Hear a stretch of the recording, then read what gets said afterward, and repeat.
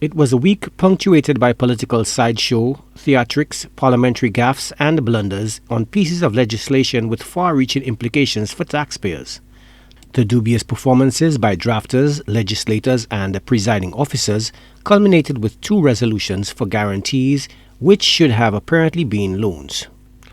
They are the Finance Administration Act, a resolution of Parliament to authorize the Minister for Finance to guarantee borrowing from the International Development Association to finance the Human Capital Resilience Project, and the Finance Administration Act resolution of Parliament to authorize the Minister for Finance to guarantee borrowing from the International Development Association to finance the Caribbean Regional Communications Infrastructure Program. Outspoken Independent Senator Adrian Augier was the only member of Parliament to realize that something was amiss when the Senate convened on Thursday. The 2 issues for me is, or for us, is whether or not this is a loan or a guarantee.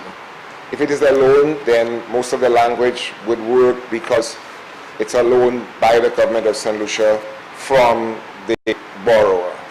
If it is a guarantee, then I think that the borrower of record has to appear in the paperwork.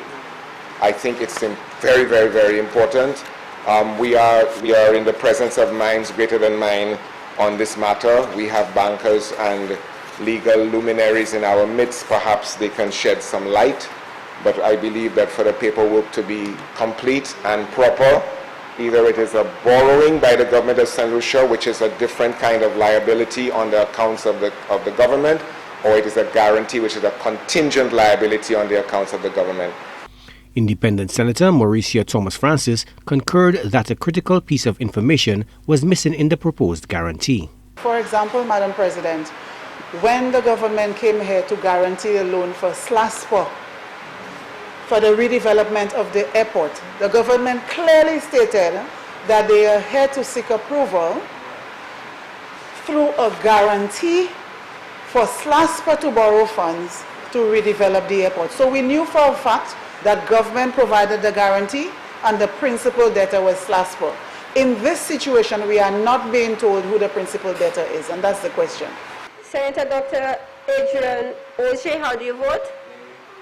The first resolution, with all its flaws, would pass the Senate following a vote on Division 6-5, with the Senate President casting the deciding vote. Senator Augier, whose previous objections were shot down, again pleaded with the Senate to accede to recommendations that the other loan guarantee for the Human Capital Resilience Project be deferred and corrected. Now, once again, I would like to implore the House to make the necessary corrections to the documentation before it is passed in this House in this session. What we are doing here is not correct. It is contrary to the provisions of the Constitution and the entering into of debt by the Parliament of St. Lucia, and it is also contrary to the financial rules and regulations which have been set out to govern the business of this state. 2 opposition senators also called for the legislation to be taken back to the drawing board. The subject matter or the ethos of what the bill is trying to do is one thing. As the first one that was passed with the errors, the ethos of it is good, but the actual technicality of getting it correct, the drafting being correct, is, if it's a concern, I think we should consider, because in the Parliament we are all equals in terms of senators, and I think we should not ignore what is being said.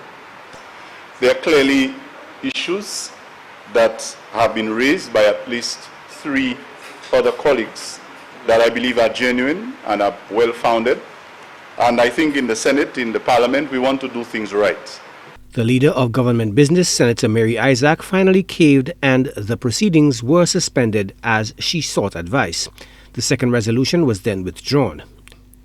With the exception of the controversial tourism levy, observers, including former Senate President Claudius Francis, say both the incumbent and the opposition faltered in the presentation and debate on pieces of legislation which won approval in the House of Assembly this past week, with the sitting MPs none the wiser. Joachim Henry, HTS News Force.